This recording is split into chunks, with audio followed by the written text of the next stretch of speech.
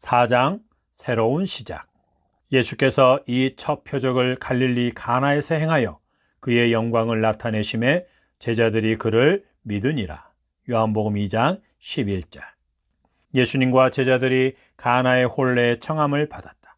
잔치가 한창 무르익어 갈 무렵 큰 문제가 생겼다. 잔치집에 포도주가 떨어진 것이다. 그때 예수님의 어머니가 예수님께 와서 포도주가 떨어졌다고 말한다. 그러자 예수님은 여자여, 나와 무슨 상관이 있나이까? 내 때가 아직 이르지 아니하였나이다 라고 자신과는 상관없는 일이라는 식으로 말씀하신다. 예수님의 어머니는 예수님의 반응에 아랑곳하지 않고 예수님이 어떤 지시를 할 것을 미리 알고 있는 것처럼 그 집 하인들을 준비시킨다. 역시나 예수님은 하인들에게 말씀하셨다.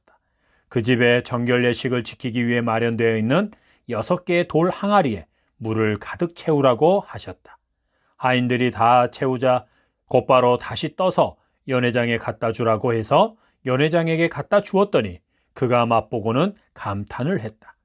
그래서 신랑을 불러 사람마다 먼저 좋은 포도주를 내고 취한 후에 낮은 것을 내거늘 그대는 지금까지 좋은 포도주를 두었도다라고 말하며 그를 칭찬했다. 이것은 예수님이 공생애로 접어들어서 첫 번째로 행하신 표적이다. 자신을 세상에 나타내시기 위해 행하신 첫 번째 표적인 것이다. 그러므로 이 표적에서 중요한 것은 예수님이 어떤 목적으로 물을 포도주로 변하게 하셨는가이다. 나머지 인물들은 모두 들러리다. 물의 성질과 포도주의 성질을 비교하면서 성질의 변화를 이야기하거나 예수님의 어머니의 행동과 하인들의 순종을 강조하는 것도 본문의 핵심을 잘못 짚는 것이다. 또한 누군가의 구원의 문제든지 변화되기를 원하는 소원이든지 무조건 믿습니다 하면서 헌금, 봉사, 작정기도 등을 동원하여 밀어붙이면 하나님께서는 어쩔 수 없이 응답해 주신다는 것을 알려주는 본문이 아니다. 사실 이런 것을 알려주는 본문은 성경 어디에도 없다. 하나님은 절대로 그런 분이 아니기 때문이다. 하나님은 사람의 처지나 소원, 간구에 매여 있는 분이 아니다. 하나님께 대한 잘못된 이해가 본문의 의도와는 전혀 상관없는 자칭 공식들을 만들어낸다. 요한복음에서 예수님이 행하신 이적과 기사는 모두 표적이다. 이것은 이적과 기사가 그것을 행하시는 예수님이 누구인가를 실제적으로 보여주는 도구라는 것이다. 예수님이 표적을 행하신 것은 우리가 어떻게 하면 우리에게도 그런 표적이 나타날 수 있는가를 말하기 위함이 아니라 그 표적을 통해 예수님 자신을 나타내어 우리로 믿도록 하기 위함이다. 그러므로 예수님이 행하신 일들을 가지고 어떤 공식들을 찾아내어 어떻게 하면 우리 삶에서도 그런 기적을, 그런 응답을 받을 수 있는가라는 식으로 가르치고 설교하는 것은 그 본문의 요점을 놓친 것이다. 어떠한 변명을 하더라도 그런 가르침은 인본주의의 산물이다. 예수님이 첫 표적을 갈릴리 가나에서 행하여 그의 영광을 나타내심으로, 즉 예수님이 창조자 하나님이심을 나타내심으로 제자들이 예수님을 믿었다. 11절 참조. 그러면 예수님의 어머니와 하인들의 행동은 어떻게 이해해야 하는가? 예수님이 자신을 세상에 나타내시려고 표적을 행하시고자 하실 때 그곳에 있으므로 그 일에 쓰임을 받은 것이다. 물론 예수님의 어머니의 행동은 높이 평가를 받아야 한다. 그러나 이 또한 그녀가 예수님을 믿는 믿음으로 행동했더니 기적을 경험했다는 식으로 설교하거나 가르치면 안 된다. 그녀가 하인들보다 더 나은 것은 하나님의 은혜를 입은 자로서 세례 요한이나 나다나엘처럼 예수님이 어떤 분으로 오셨는지를 알았다는 것과 이제 예수님이 공적인 삶을 시작했다는 것을 알고 기회를 보며 행동했다는 것이다.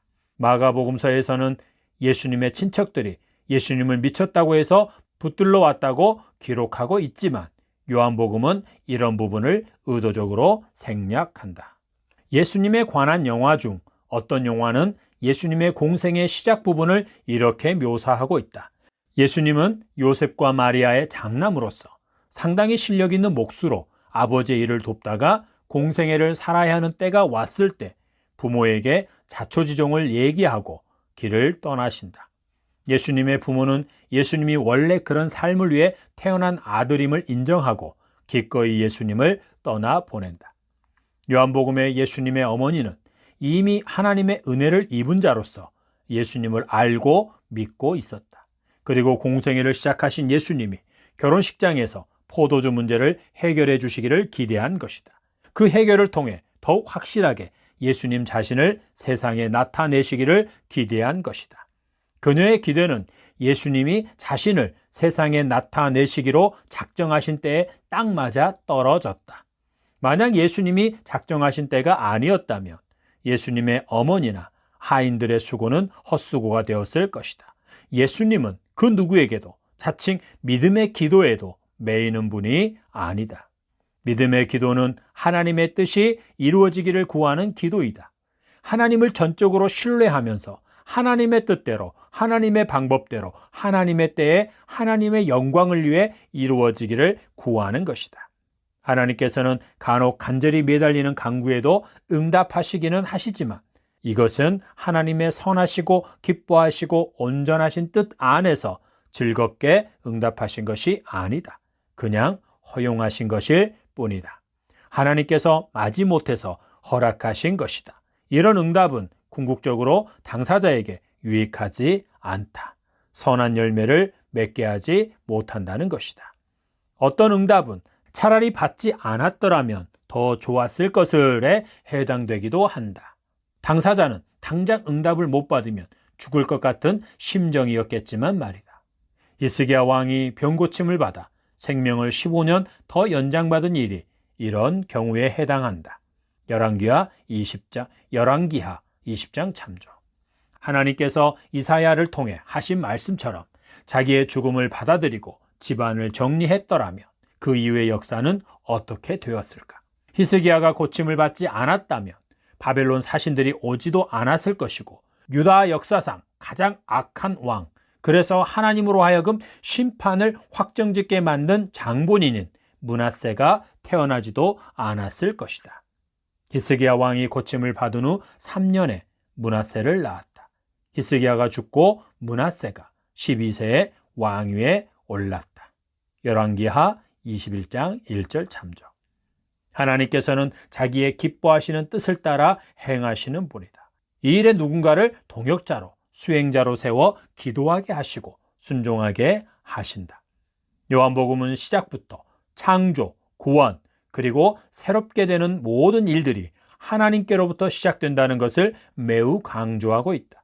가나에서 행하신 표적은 창조자요, 독생하신 하나님이요, 하나님의 어린 양이요, 메시아이신 예수님이 새로운 시대를 여시는 분, 새로운 삶을 살게 하시는 분임을 매우 효과적으로 보여주고 있다. 어둠 속에서 살던 자들에게 빛의 삶을 살게 하고 하나님의 자녀된 권세를 가지고 살게 하기 위해 새로운 시대를 여는 분이라는 것을 나타내기 위해서는 물을 포도주로 바꾸는 표적보다 더 나은 것은 없다. 이를 위해 창조자요 하나님이신 예수님이 죄인들과 같은 육체를 입고 오신 것이다. 이제 예수 그리스도를 통해서만, 예수 그리스도 안에서만 하나님께 속한 자, 하늘에 속한 자로서 새로운 시대, 새로운 삶, 빛 가운데서의 삶, 자녀로서의 삶을 살 수 있다. 이것을 위해 예수님은 물을 전혀 다른 성질의 포도주로 변화시킨 것처럼 자신이 하나님께로부터 난 자들을 어둠에서 불러내어 전혀 새로운 사람으로 재창조하는 자임을 드러내신 것이다. 이 일을 통해 예수님은 독생하신 하나님의 영광을 나타내셨다. 이제 하나님께로부터 난 자들은 거듭나서 성전이신 예수님 안에서 하나님 아버지께 참되게 예배하는 자로 살아가게 될 것이다. 아멘.